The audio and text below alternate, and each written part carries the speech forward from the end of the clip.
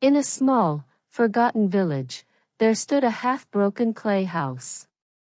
Inside lived a man whose pockets were empty, but whose heart carried the weight of a mountain. This is the story of Rafiq, a poor father with no riches, no high education, and no powerful friends, yet he became the unshakable strength for his family. What makes a man powerful? Is it money? Status? Or is it the courage to keep standing when the world pushes you to the ground? By the end of this story, you will know the answer. But to get there, we must go back to the beginning. Rafiq was born in poverty. His father died when he was 12, leaving behind debts instead of savings. His mother worked in the fields, and he worked alongside her, missing school many days just to earn a little money for bread. By the time he was 20, Rafiq could read and write, but just barely. He had dreams, but dreams, he believed, were for people who could afford them. At 23, he married Amina. She was kind, hopeful, and full of laughter. But laughter slowly faded when life tested them harder than they could have imagined. They had 3 children in quick years, 2 daughters and a son. Work was scarce. Rafiq took up anything he could, carrying sacks in the market, repairing roofs, cutting wood, even cleaning drains.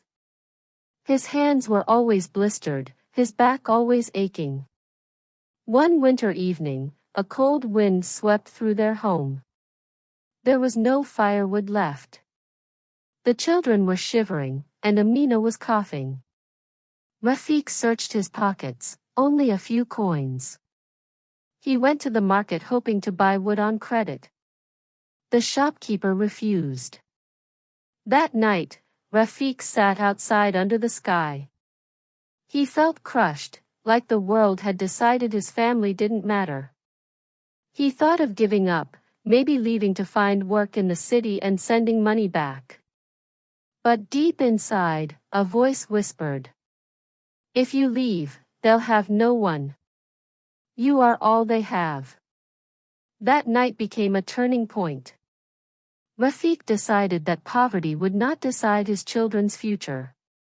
He started waking up at 4 a.m., going to the fields for labor, and in the evenings, repairing bicycles.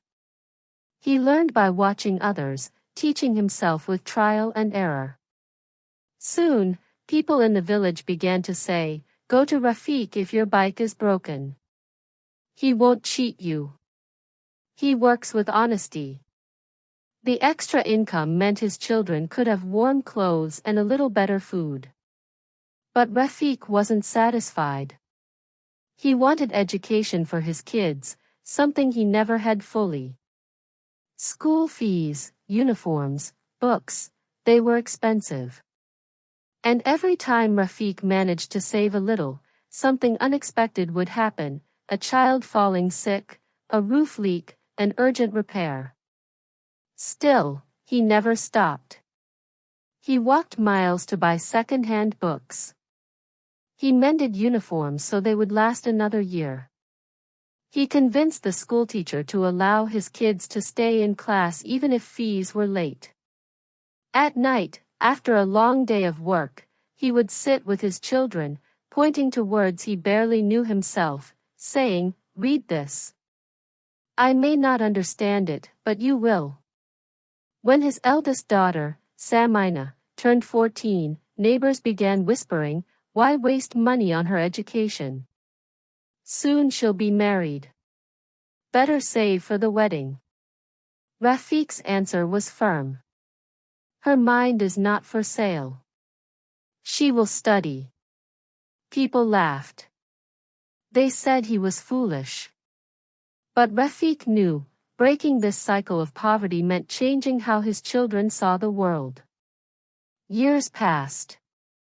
Samina scored among the top students in her district. His son, Bilal, showed talent in repairing electronics. His youngest daughter, Noor, loved reading stories out loud. The house was still small, the walls still rough, but the air inside was different, filled with hope instead of despair. One evening, Samina brought home a scholarship letter. She had earned a place at a city college, fully paid. Rafiq held the paper in his hands, tears filling his eyes. This was the first time he felt like all his years of struggle were showing results. But just when life seemed to be turning, fate had another test ready. A test that would either break this poor father, or prove that his strength was greater than anyone imagined. Strength is not measured by wealth, but by the determination to protect and uplift the ones you love, no matter how heavy the burden. Just when things began to feel lighter, life struck again. It started with a pain in Rafiq's chest. At first, he ignored it. It's just tiredness, he told himself. But the pain grew worse, spreading to his arm, making him dizzy. One afternoon, while repairing a bicycle, his hands trembled so much that the wrench slipped. He fell to the ground. The village doctor said, "You need treatment in the city. Your heart is weak. If you delay, it can be dangerous." But the treatment would cost more than what Rafiq earned in 6 months. Rafiq didn't tell his children how serious it was. He didn't want to scare them or stop their studies. He started selling some of his tools, the very ones he used to earn. He told the children they were extra and no longer needed. In truth, he was using that money to buy medicine. Amina saw through him. One night, she said, "We can't lose you. You are the pillar of this family." Rafiq smiled faintly. "If the pillar is weak, the roof must still stand. And my roof is you and the children." One day, the headmaster of the school visited their home. He had heard from Samina about her father's condition. The headmaster told Rafiq, "Your daughter is brilliant, but her brilliance comes from you. We will help." With the help of local charity and a few kind villagers, enough money was gathered for Rafiq to get treatment. It wasn't a miracle cure, but it bought him time, precious years he could spend with his family. After the treatment, Rafiq was weaker physically but stronger in spirit. Seeing their father's sacrifices, the children made a silent vow, "We will carry his burden." Samina took a part-time tutoring job in the city. Bilal began fixing mobile phones from home. Even little Noor started selling handmade greeting cards to neighbors. The money they earned went into a tin box labeled, "Family Strength Fund," a name Noor had chosen. One evening, the whole family gathered in their small courtyard.